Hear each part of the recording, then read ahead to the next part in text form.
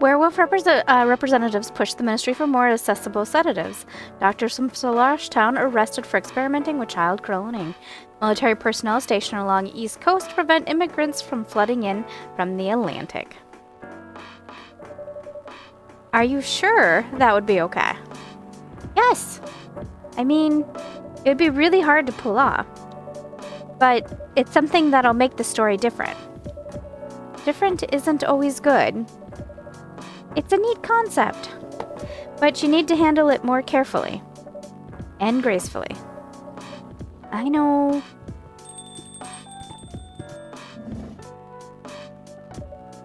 Hey, Gala. Good evening, everyone. Welcome, Mr. Gala. Am I interrupting? It looked like you were having an intense discussion. It's nothing. Anelia was just giving me feedback. It's for the book I'm writing. Sounds like a heavy discussion. What are you up to tonight? I'm just planning to sit and relax.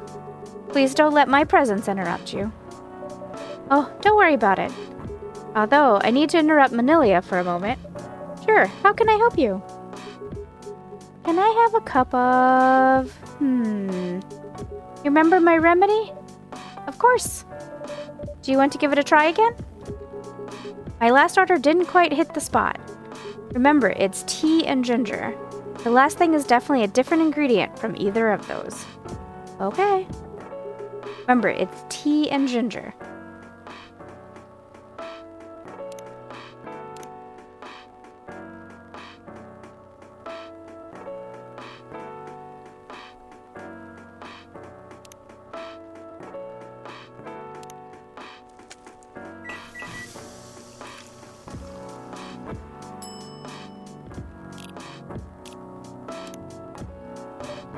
Is this it?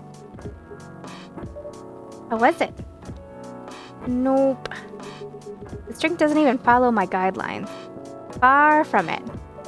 Oh my, pardon me for the mistake. Never mind. Anyway, please don't mind me and continue on with your discussion. Don't worry, Mr. Gala. We're done for the night. You're done? I have a lot of new homework, thanks to you. You're welcome. Is Hyde coming? No, I'm by myself tonight. It's gonna be a peaceful night then.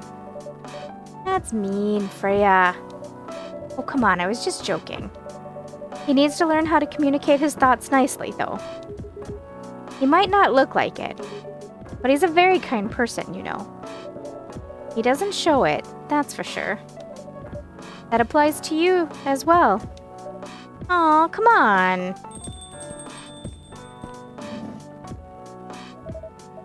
Good evening, everyone. Welcome, Mr. Baileys. Yeah. How you doing, Freya? Not good. What's going on? Anelia was just criticizing my story. It's called feedback. It's cruel. It's necessary. Sounds interesting. What's the problem with the story? The story is non-linear and quite complicated. Imagine a choose-your-own-adventure storybook, but for adults. Sounds pretty common, so far. But instead of telling you which page to turn to, each decision you make will give you a score. What? That score will determine which page you should go to. That sounds more like a video game than a book. I know, it's not that original. But my target here is the mainstream audience. Huh? With the help of my publisher, this kind of book may go mainstream, just like that Choose Your Own Adventure show on Netstream. It was nothing new, but because of the marketing and the names involved, it reached the mainstream market. That sounds interesting. And highly ambitious, Freya. At least it's simpler than my other idea, which is making the novel not in the form of book, but in the form of story cards. What? I know, right? As if she has all the time in the world, and that's before even considering the sensitive issue of Setting the story in a world where only humans exist. What did you say? No, there's a reason why it has to be that way. Just wait until I finished it, okay? Alright, alright. As Manilia said, though, I won't have the time. Getting a normal pitch approved is already a steep climb. Let's not make the mountain even higher. Fair enough. What's the story all about, by the way? You'll have to wait for it. Don't want to spoil the fun. You say so. Anyway, I haven't ordered anything. What do you want to drink tonight? Ginger latte if you know how to make it.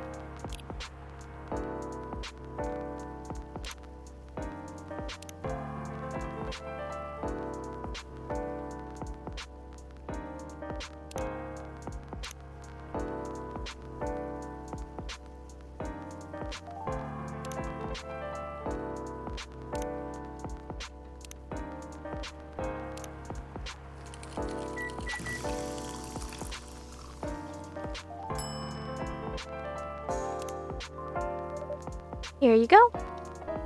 Thanks. Damn, this is good. With this kind of drink-making skill, I wonder why your place isn't any bigger. What we have here now is more than enough for me.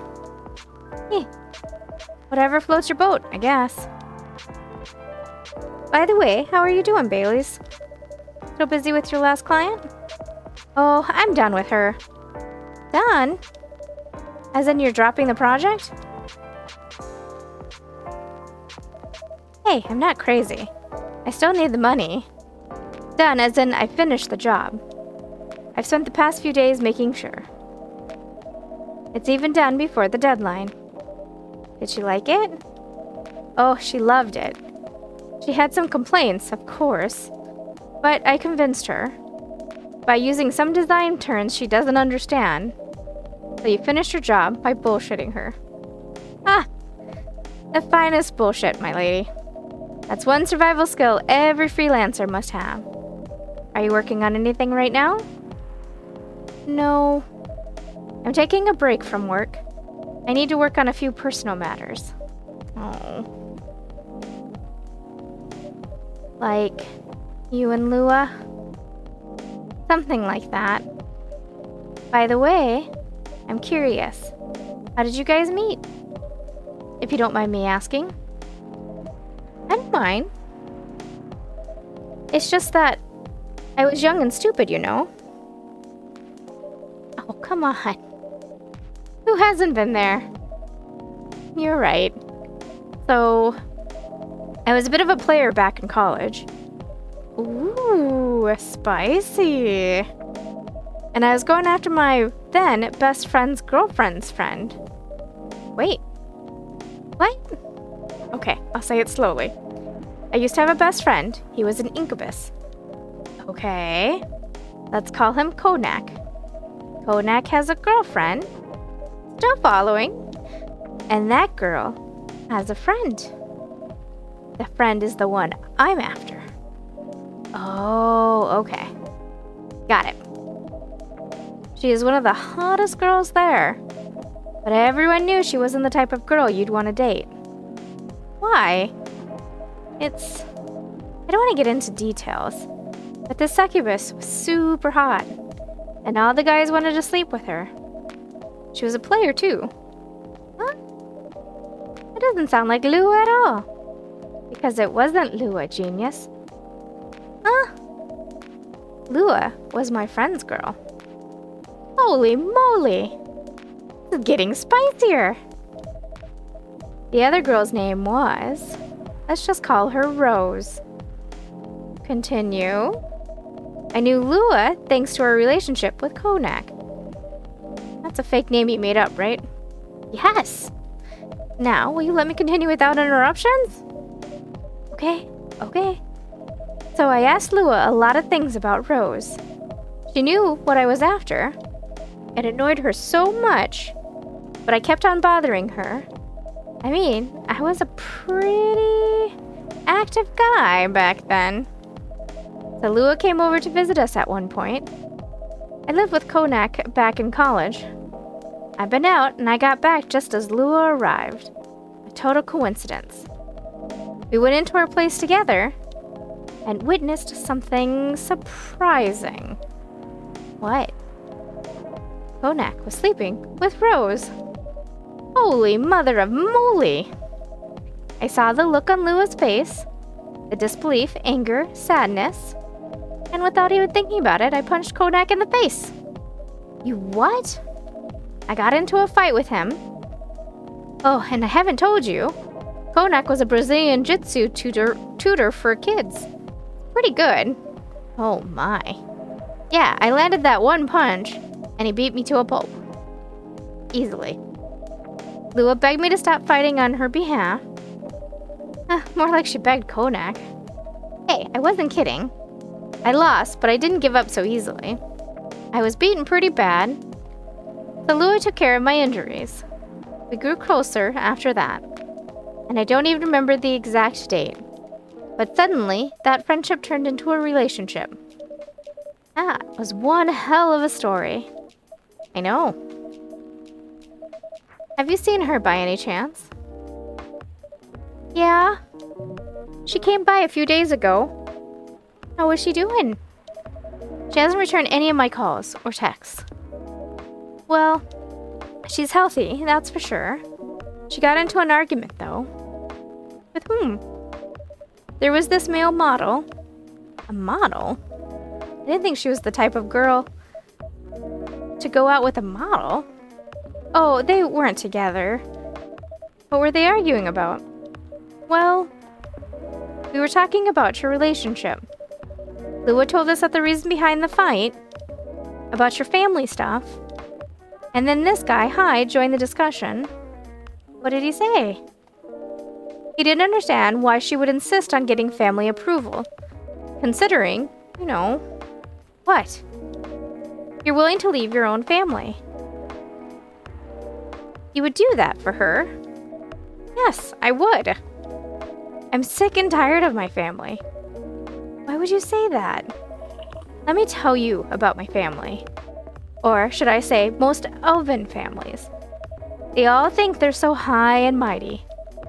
If you're born an elf, there are certain unwritten rules you must follow. Reputation and appearance are everything. We must never, ever make our family look bad. You can only befriend certain people. You must dress a certain way. You can only have certain jobs. Jobs that are deemed worthy and successful.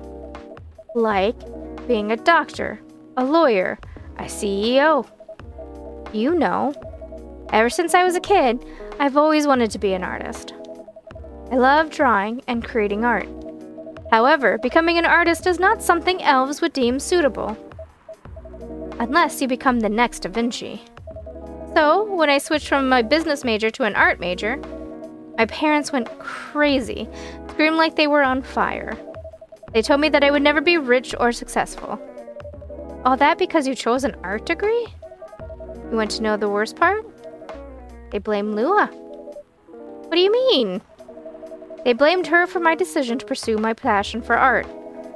Yelled about how her kind is ruining the country. Accusing the religion of worshipping the Dark Lord. Accusing her of putting a spell on me and cursing the family. Whoa. I mean, come on, this is the 21st century. That's so not cool. I don't want to sound judgmental, but your family is racist. Tell me about it. Lou is the only person that can make me feel alive. She showed me how I can be free and pursue my dreams. I don't understand why Lua is so obsessed with the idea of reconciliation with my family. I just don't get it. I have no problem leaving my family, you know. I will happily leave them for both of us. What about her? What about her and her family? You may be happy to leave your family. However, it may not be the same for her.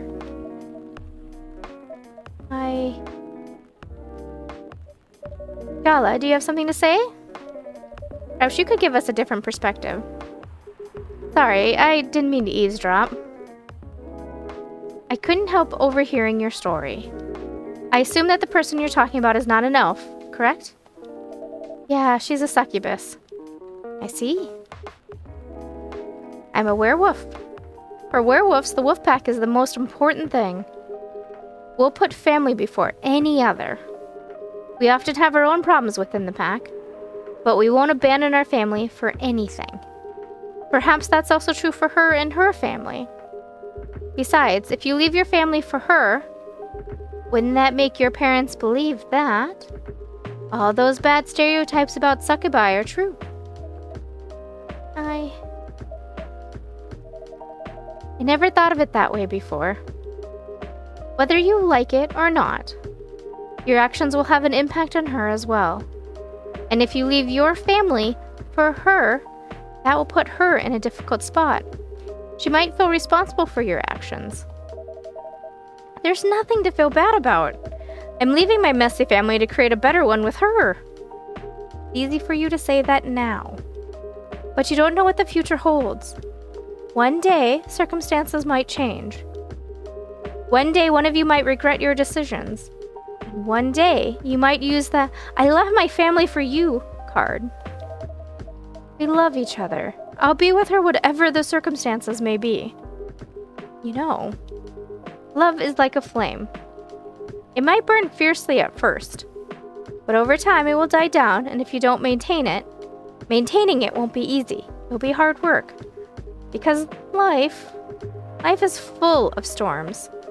And marriage, it will not survive on love alone. Whoa, that's deep. We'll have each other, and that's enough for us. Tell me, do you have any health insurance? What? I'm an elf. Why would I need health insurance? You'll need some. What for? Immortality is an elven privilege, but you'll lose it if your family disowns you. I've seen people go bankrupt because they fell ill or got seriously injured.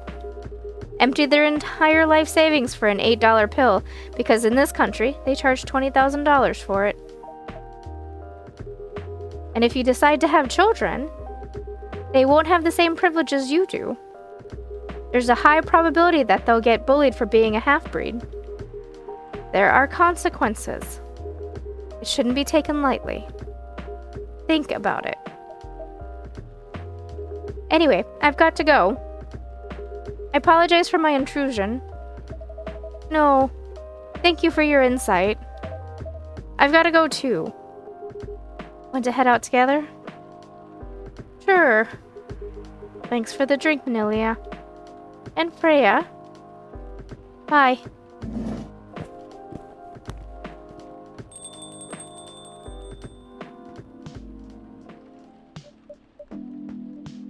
What? You made me lose 2 customers in a minute. Hey, that wasn't on me. They were leaving anyway. Are you going to write that in your book? It's a secret.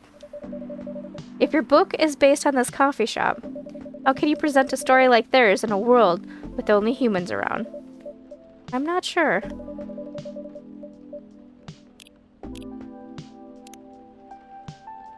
The Anxious Boy and His Love Stories on Public Transport by Freya. The day was hot, sunny, and humid, just like most days. I was standing inside a crowded bus, neither well-functioning air conditioning nor proper ventilation, trying to keep myself productive in the uncomfortable environment by reading my recently bought copy of The Elephant Vanishes while listening to a random playlist on my old iPod.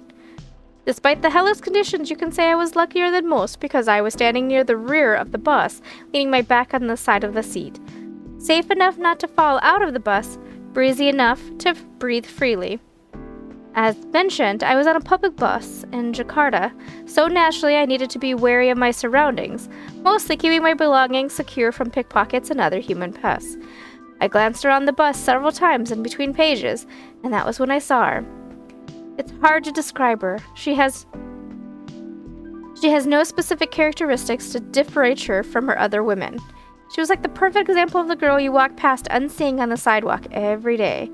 A girl you might glance at for a second, and then a few steps later it would be hard even to remember her hair color, never mind what her eyes, her nose, her mouth looked like. She was standing near the front door of the bus, not leaning on anything or anyone, not touching the bacteria-infested hand grip on the ceiling of the bus, although, to be fair, it might have been hard for her to reach that grip anyway. But still, she stood there with the perfect balance of a tree rooted in healthy soil. She stood as if someone had silently put the Vina de Milo on the bus, and she somehow fit perfectly without anyone noticing it happening. She was wearing a pair of earphones, wired just like the headphones were supposed to be, and a slight smile on her face. Sometimes she closed her eyes for a few moments, enjoying the music only she could hear. Her eyes rarely stayed in one place. They kept wandering around the bus, not too fast like someone anxious, and not too slow like someone looking for something specific. Maybe she's the one, I thought. This isn't the first time a thought like that has crossed my mind. As a hopeless romantic, seeing any woman who piques my interest will immediately trigger a story in my imagination. A story of how I'll approach them. A story of how I'll approach them and get to know them. That they're just as I imagine them to be, start dating, get married, have kids, grow old in our home, and so on, and so on. Random cuties, that's what I call them, unicorns among horses.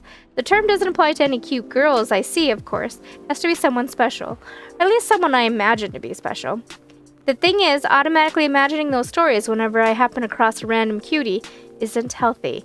It puts a toll on my mind, and of course, my heart. It creates an unhealthy expectations before any opportunities even arise. Oh, shit! She looked at me! We made eye contact for a brief flash of seconds. I immediately returned to my book. Did she notice me staring at her? Did she see what I was thinking? My mind won't stop spinning, overthinking while my pulse beats double time in my ears. I continue staring at my book. With what just happened, I obviously can't read it properly. My eyes were looking at the words, but nothing was being processed other than thoughts of her. I glanced back at her, and she was staring at me. Eye contact more than once. It has to mean something. Should I approach her and introduce myself? Yes, I should. But what if things go wrong? What's the worst thing that could happen if we introduce ourselves? First, it's a crowded bus. Moving from the rear door to the front will definitely annoy some people. Second, what if we approach her and she becomes annoyed and... Oh, come on, you're overthinking as usual. Nothing bad will happen if she does get annoyed. Don't dismiss me. Nothing bad will happen. She might scream and say I'm a pervert. Then the whole bus will beat me to death. Oh, the worst option. What if we introduce ourselves and then it turns out she's not like what we imagined her to be? All that time and energy will be wasted, exchanged for years of agony. Everything will be fine. Don't worry so much. No matter what happens second, we'll have to try something first. No, there's too much at risk. The debate is still raging inside my head, and that's when it happens. We make eye contact again, but this time it lasts longer than a few seconds. And then she smiled at me. Just a small curve on those perfectly average beautiful lips. I quickly returned to my book. See, you have to do something. But remember the girl with the violin we saw on a train a few years ago?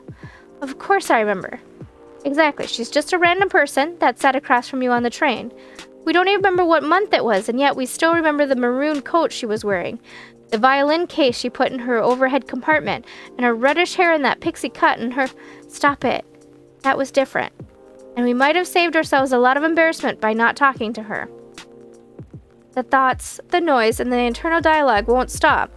I was sweating not because of the heat, but a cold sweat. This had to stop. Stop! I screamed internally. Everybody stopped, and just in time, my old iPad randomly shuffled to Explosions in Space, the only moment we were alone. I cranked up the volume, put my book in my bag, and just breathed. Yes, I might lose the chance to meet the one by doing this, but at least, as long as I don't know her, she's perfect. As far as I know, she might also be listening to Explosions in Space. As far as I know, she might like Final Dreams 9. As far as I know, she might be single. As far as I know, she might be a 100% perfect match for me that I believe can't exist if my knowledge of her goes any further than what I know right now. Besides, as the old saying goes, if it's meant to be, it will be. The bus stopped in front of the plaza, my destination. It was time for me to go. I decided not to look in her direction as I left, knowing that if I looked at her, it would be the last time I ever saw her. That's too hard for a hopeless romantic like me. I left the bus and enjoyed the warm sun and the breeze of fresh air, finally out of that metal Schrödinger box. And that's when it happened. I turned my head to the right, and there she was, standing alone, enjoying the breeze. Now that she was free of the roasting metal box we humans named Bus. She turned her head to the left, showing a glimmer of surprise at seeing me standing there. After that, she smiled. So if it's meant to be, it will be. Perhaps a hot drink will give you some inspiration. Sounds like a great idea.